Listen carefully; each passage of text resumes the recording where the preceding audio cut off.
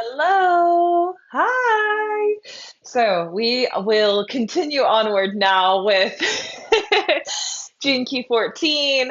I spoke about the shadow, well, the day before yesterday on the 17th day. And so we will continue on with the gift and the city. A lot of y'all messaged me and were like, what happened? Why did we only speak about the shadow? I was like, well, little do you know, the shadow of Mercury retrograde is happening, and my computer decided to stop recording. So, fingers crossed, we get this whole damn thing. Um, we get this whole damn show on the road. So, the 18th of the 14th. So, the 14th gene key, quick review: radiating prosperity. The shadow is compromise. The gift is competence. The city is bounteousness. So we spoke about the shadow in yesterday's episode, the 17th diary. If you would like to hear the shadow, please do go listen. Let's talk about the gift of competence. Love is a fire. Having the 14th gene key in your profile is like being born with a silver spoon in your mouth. You have a vast good fortune and it's contagious. Other people sense its fire of empowered passion. After all, the 14th gene key is mostly fire. It ignites a deep inner drive to amass great fortune. And it isn't only about money, it's about love. One who loves unconditionally generates like the sun, inner wealth, abundance, and radiance. This in turn generates friends, opportunities, blessings, and more love. Love begets love. I love the analogy of fire with the 14. The Bible itself says the 14th gift of competence is the fire in the belly.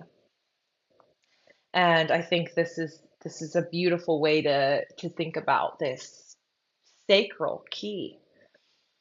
This is beautiful. It says the navel is seen symbolically as the front of human power and fertility, and the 14th gift harnesses this vast internal power. The secret of the belly is about drawing rather than pushing. A good analogy of this can be found in the differing techniques used in carpentry around the world. In the Orient, the saw is pulled towards the belly rather than being forced away as it is in the Western style. The resulting cut is finer than the one made through pushing. It also uses far less energy to pull the saw towards the belly than it does to push it away with your muscles. The only advantage of the Western style is that it is faster, but in the long run, quality is always a more economical investment than quantity. Competence is in this sense is about performing a task with complete precision and elegance in alignment with natural and harmonious rhythms. Really beautiful.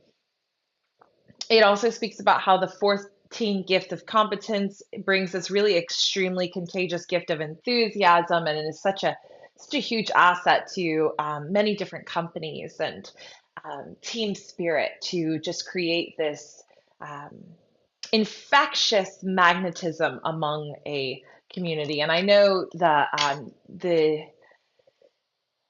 and I just had another client as well with this life's work key has this beautiful magnetism about them. Like all three of the clients I've had in the past week that have had this life's work key have brought this really spectacular fire energy into my experience. And I've been really nourished by it and very, very grateful. It is extremely magnetic and certainly has lit me up. Um, okay, the final thing that I'll say here is the 14th gift also has another latent power, the power of attraction. Competence creates a powerful magnetic field that not only draws in the right support, but also has the ability to magnetize material wealth. Once you have attained the gift frequency, the tendency is for consciousness to keep expanding. This is the origin of many folk sayings about money and wealth. For example, it takes wealth to be wealthy, or wealth begets wealth. Prosperity is an infectious energy field that grows exponentially as long as it is used in the service of empowerment. Competence is unafraid of success and power and radiates confidence and assuredness wherever it goes. It is a force field that naturally creates prosperity. It cannot do otherwise because it has so much creative power within it. It has only to find the right outlet in the world. And I just spoke to a client a moment ago who is in this season of his life.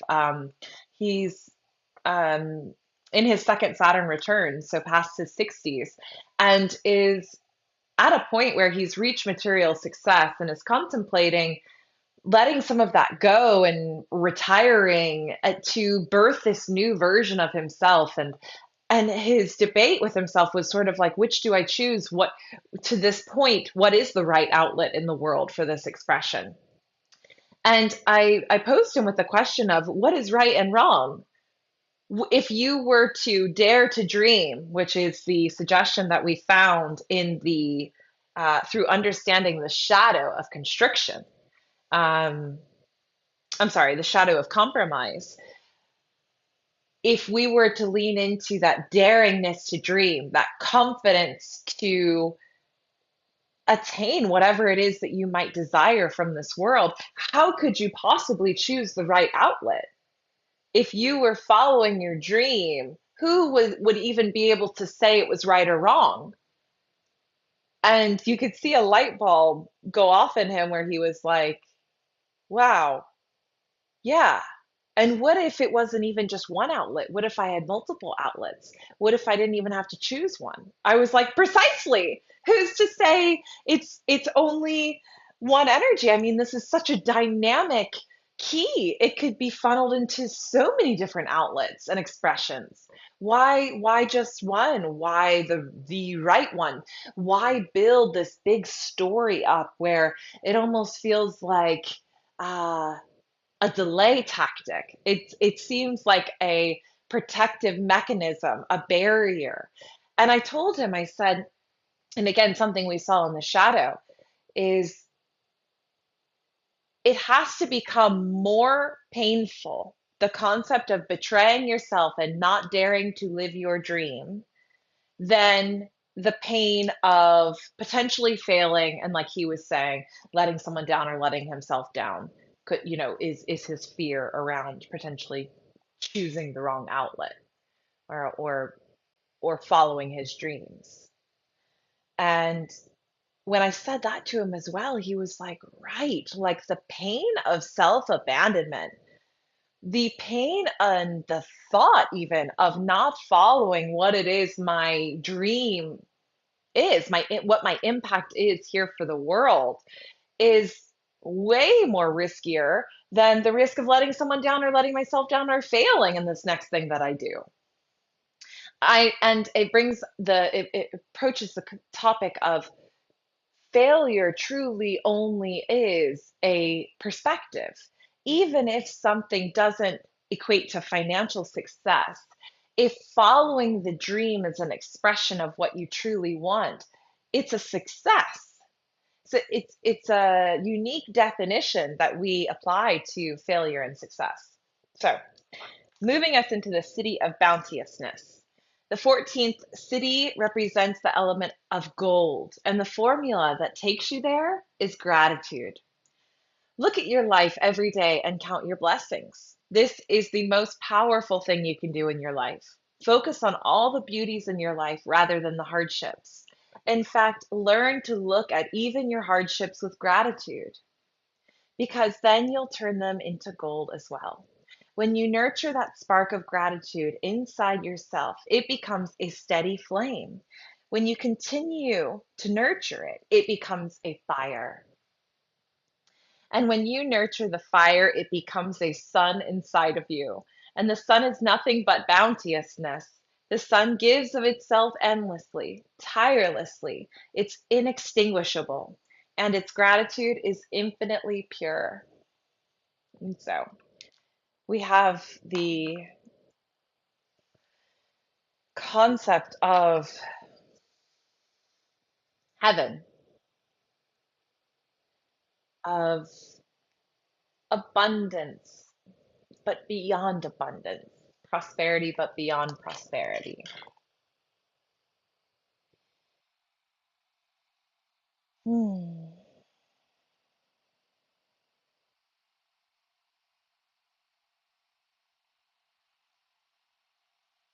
When the 14th city flowers inside a person, they become a driving force for humanity itself. Their every word, thought, and deed reaches deep into the morphogenetic field and pushes the whole of humanity in a new direction, the direction of abundance. There are few things as contagious as compromise, as we see in the shadow frequency. However, at its highest level, the 14th gene key holds a great destiny for humanity. As people awaken through this city, it will begin to travel like wildfire through the world. Here is an example of how the morphogenetic field works. If someone truly is manifesting the 14th city, then merely thinking about them will trigger a flood of prosperity on many levels in your life. Even a single man or woman manifesting this city can create ripples of prosperity and spiritual well being wherever they go. It says this is the origin of the ancient belief in the power of the guru. It is said that merely thinking of the guru or holding their photograph will bring about a beneficial transformation in your life. To conclude this 14th city, we need to understand one more thing, a difficult truth for some to stomach. Individual power is nothing more than a myth. Despite the fact that this 14th gene key is all about personal power, the 14th city is about the end of all things personal. At this level, we need to view humanity as one large expanding genetic vehicle. Each individual is simply another set of energetics instructions in the greater body. In this sense, individuality is actually the same thing as interference. If a cell within the body behaves as though it has its own identity, it cannot function cleanly. It is as though the windows of that cell are dirty and information cannot pass efficiently and transparently from the greater body of the cell. Its illness is that it thinks it exists autonomously. That's cancer, a cancerous cell. Likewise, we humans, complex through though we like to think ourselves, are akin to single celled organisms within a far larger, greater body. We are merely building blocks for higher life, and in that sense, we are utterly expendable. It is not us that matters. There is no us. There is only the Siddhic programming to create more and more abundance in every direction at every level of consciousness. That is the true definition of bounteousness.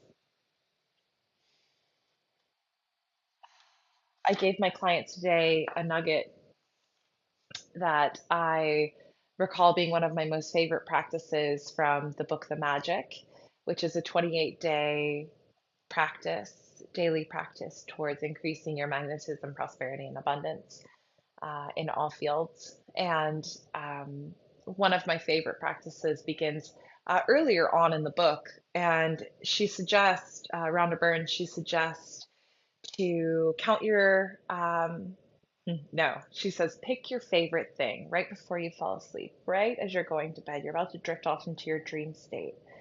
Find your favorite thing that happened that day. What are you most grateful for? And scan the day and find your most favorite moment. Was it riding horses with your friend? Was it the conversation you had with your lover? Was it the yummy chicken curry croissant you had for dinner?